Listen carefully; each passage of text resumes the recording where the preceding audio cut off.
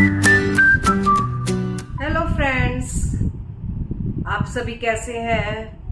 Mummy papa, दादा दादी, नाना नानी और मेरे प्यारे प्यारे बच्चे, आप सभी का मेरे टॉक शो लेगेसी लाफ्स में स्वागत है।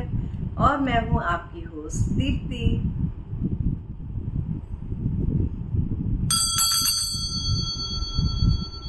हमारी घंटी बज चुकी है, यानी एक और नई कहानी का टाइम हो गया है। दादी और नानी हमें गर्मजोशी और प्यार और अनगिनत यादों से लपेटने का एक अलग ही तरीका रखती है। वे जब इस दुनिया में नहीं होती हैं तो उनके लॉस को व्यक्त करने के लिए सही शब्द खोजना बहुत मुश्किल है, इनफैक्ट नामुमकिन है। वे अक्सर अपने संघर्षों के बारे में अपने बच्चों को बताती हैं, लेकिन अपने बच्चों को खुश करने के लिए हमेशा अपना चेहरा खुश बनाए रखती हैं। दादी और नानी सदैव हम बच्चों की रक्षा करती हैं। हमारे बुजुर्ग हमारे जीवन में एक महत्वपूर्ण एवं विशेष स्थान रखते हैं। वे ज्ञान, प्रेम और मार्गदर्शन का स्रोत होते हैं। उनके अनुभव और कहानियां दुनिया के बारे में हमारी समझ को समृद्ध करते हैं और हमारी मॉरल वैल्यूज को आकार देने में महत्वपूर्ण भूमिका निभाती हैं। मुझे याद है मेरी दादी, जिन्हें हम प्यार से अम्मा कहते थे, और उनका वो बक्सा जिसमें वो अपना कुछ सामान रखती थी, जैसे कुछ कपड़े, कुछ किताबें, कुछ छोटे छोटे डिब्बियां और न जाने क्या क्या बहुत सारी चीजें। एक्चुअली में मेरी अम्मा के 4 बेटे थे। मेरे पिताजी जब छोटे थे तब मेरे दादाजी की मृत्यु हो चुकी थी। मेरी दादी ने बहुत संघर्षों का सामना किया था, ऐसा मेरे पिताजी बताते हैं। मेरी दादी के 4 बेटों के उनका कुछ सामान रखा रहता था, जिससे जब वो एक बेटे के घर से दूसरे बेटे के घर जब जाए तो उन्हें ज्यादा सामान कैरी ना करना पड़े। हम सभी बच्चों को अपनी अम्मा का अपने अपने घर आने का बहुत इंतजार रहता था। मुझे याद है जिस कमरे में वो ठहरती थी उस कमरे में एक अलमारी थी। उस अलमारी में होता था उनका एक छोटा सा बक्सा, जिसमें हमेशा ताला लगा रहता था।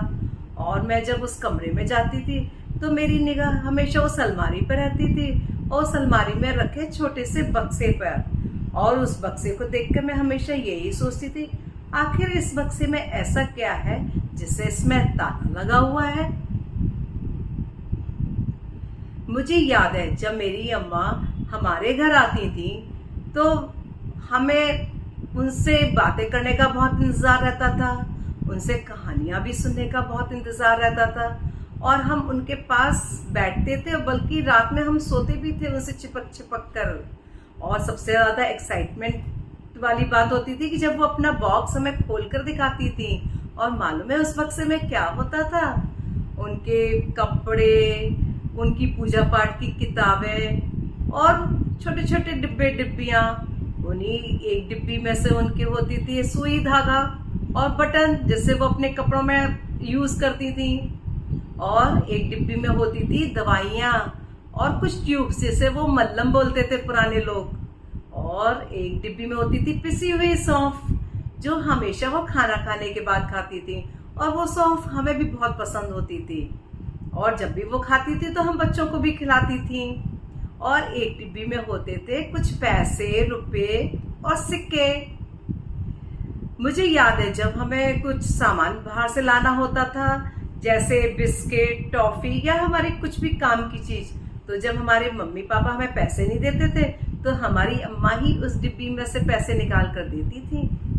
उन्हीं डिब्बियों में से एक डिब्बी आज मेरे पास है। ये डिब्बी करीब 95 साल पुरानी है। एक्चुअली में कुछ दिन पहले मैं अपने पेरेंट्स के घर गई थी।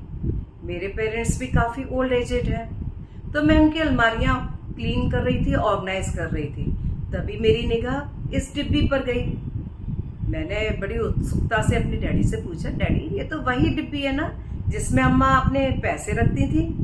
मेरे डैडी बोले, हाँ बेटा, ये वही डिब्बी है जिसमें तुम्हारी अम्मा पैसे रखती थी और तुम लोग जब उनसे मांगते तो वो दे देती थी तुम्हें। इस डिब्बी को पाकर मैं बहुत खुश थी। तो जब मैं अपने घर वापस आई तो मैं इस डिब्बी को अपने साथ ले आई।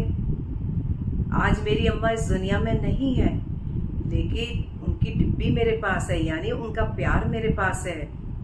अम्मा, हम आप सभी को बहुत याद करते हैं और बहुत प्यार करते हैं आपसे। मैं उम्मीद करती हूँ आप सभी भी अपनी दादी और नानी को भी प्यार करते होंगे और हमेशा प्यार करते रहिए उन्हें और याद करते रहिए।